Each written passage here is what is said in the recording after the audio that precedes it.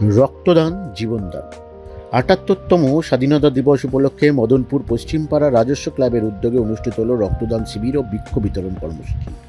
এই অনুষ্ঠানে উপস্থিত ছিলেন কল্যাণী ব্লকের বিডিও আল মাহমুদ খান্দাকার, পঞ্চায়েত সমিতির সভাপতি কমল মণ্ডল, সহসভাপতি সুনন্দা দুর্লভ পান্ডা, বিশিষ্ট শিক্ষক ও আইনজীবী প্রকাশ ঘোষ সহ মদনপুর পঞ্চায়েত প্রধান ও উপপ্রধান দুজনেই ছিলেন উপস্থিত।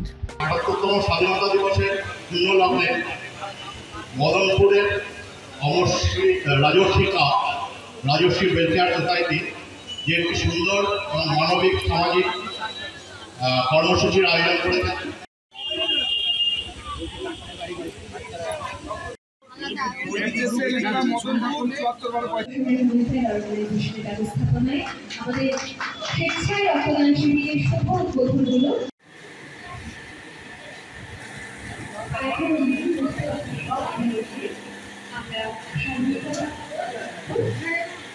আজকে 15ই আগস্ট আমরা দেখতে পাচ্ছি আপনারা রক্তদান করছেন, জানি আমরা এটা মহৎদান।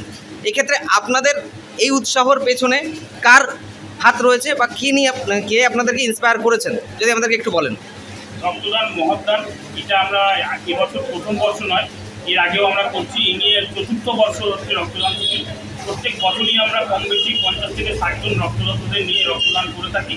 এবছর 15ই আগস্ট আমরা নিজেদের মধ্যে আলোচনা করি গ্রাম সদস্যদের মধ্যে 15ই আগস্ট ৭৮তম স্বাধীনতা দিবস উপলক্ষে আমরা এই রক্তের চাহিদা যে পূরণ করার জন্য, ব্লাড ব্যাংকের চাহিদা পূরণের জন্য আমরা এই আজকের ডেটটাকে বেছে নিয়েছি।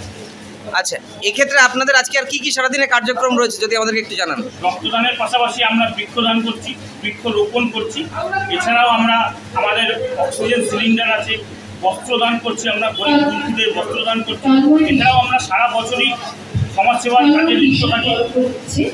অক্সিজেন সিলিন্ডার থেকে শুরু করে স্ট্রেচার থেকে শুরু করে সারা বছরই আমরা মানুষের পাশে থাকি। আপনাদের টোটাল সংগঠনে কতজন সদস্য আজকে আপনারা একসাথে অর্গানাইজ করছেন, এবং বিশেষত আপনারা কার জন্য কৃতজ্ঞ থাকবেন? আমাদের টোটাল এই সংগঠনের মধ্যে আমাদের ক্লাব সদস্য যারা আছে মোটামুটি 70 জন মতো আছি আমরা। প্রত্যেকে আমরা একান্তভাবে এগুলো খুশি হয়।